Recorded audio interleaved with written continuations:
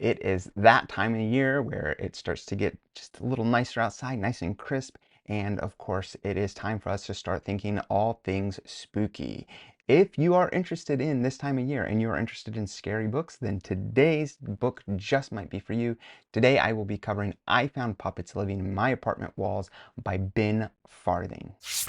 Welcome to Spencer Reads Everything. I'm your host, Spencer Duncan, and today we're taking a look at a horror book. Now, I have two big confessions that I need to make about this book. First one is that I can't say that I am a huge horror fan, at least in terms of, I don't know, movies, literature, I don't know, really anyway.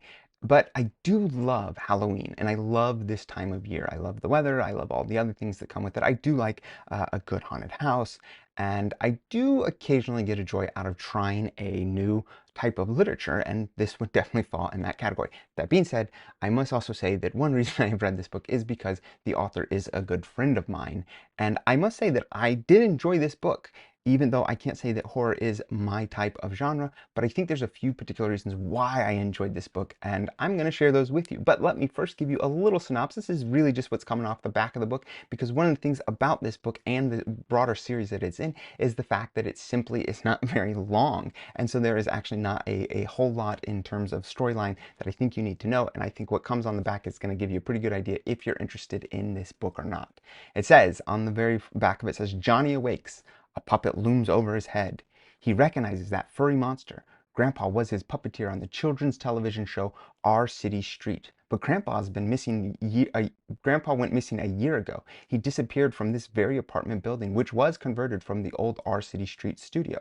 Desperate to see Grandpa again, Johnny follows the puppet inside the building's walls, ever deeper into a puppet-infested labyrinth. I Found Puppets Living in My Apartment Walls is a horror tale from the darkly inventive purveyor of uncanny places and wondrous evils, Ben Farthing. This is part of a larger series called the I Found horror series. Each book is a standalone, but they all have a similar characteristics in that they're not very long. They're less than 100 pages, if that. For the most part, and there are 5 in the series, and I have read 2 of them, and I have another one on the docket, and I would say that one of the best descriptions for them is that they are Goosebumps for adults. That is to say that similar Goosebumps, there's a lot of them, at least so far, and I think more will be coming. I think Ben has written quite a few books, but I think these ones are proving to be the most successful ones for him, and on top of that, they're quick reads.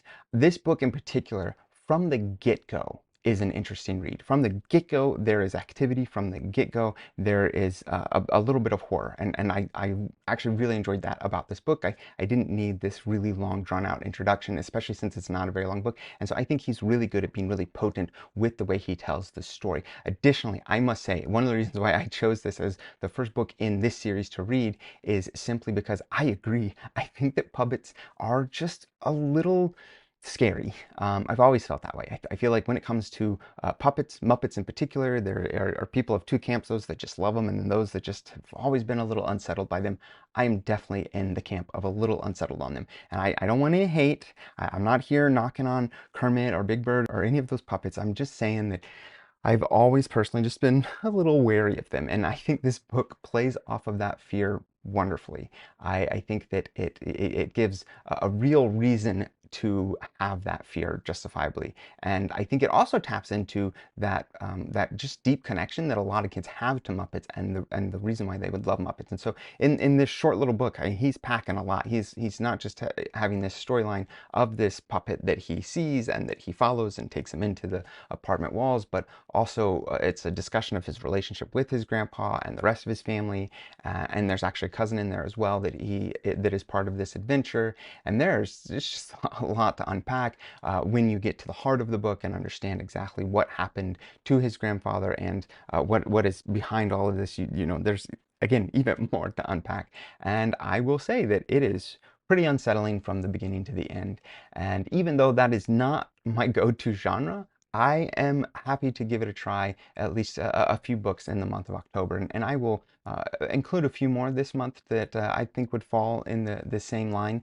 And I must say that if you're not deeply invested in the horror genre, but you do think that you would like a little more, and you definitely don't want to invest too much time, then this would be a great place to start. And like I said, there's 5 books in the series. I very much look forward to reading the other books in the series. I think that they're all similarly themed. They take something that just to some people might just be a little weird, or he manages to bring to fruition and to really capitalize on those fears and anxieties that people have.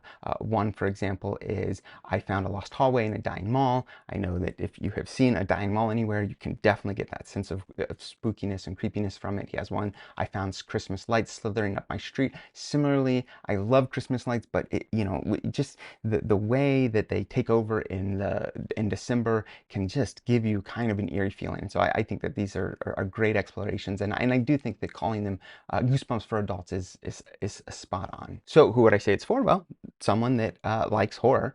Even if you are a big fan of horror, I do certainly think you'll enjoy these. And again, if you're more like me and you only want the occasional horror book, then I also think that this would be up your alley. Oh, don't I think this is for? Well, if you're not into horror, this is not for you. Or if you're a big fan of puppets, then this isn't going to be for you either, because it is obviously going to continue to play off that fear and anxiety that some of us have about puppets. But of course, I would love to hear what you guys have to say about this book in particular, if you've read it, or your thoughts generally speaking on the horror genre. I know for some people it's an incredibly important genre for them. As a matter of fact, I think for some people this is basically all that they read is horror books, and they just love it. And I would really like to know your thoughts on this book, or if you have other suggestions. I also fully understand that horror is not for everyone, and that is fine too. But please let me know your thoughts in the comments. Don't forget to like, subscribe, and until next time, keep those pages turning.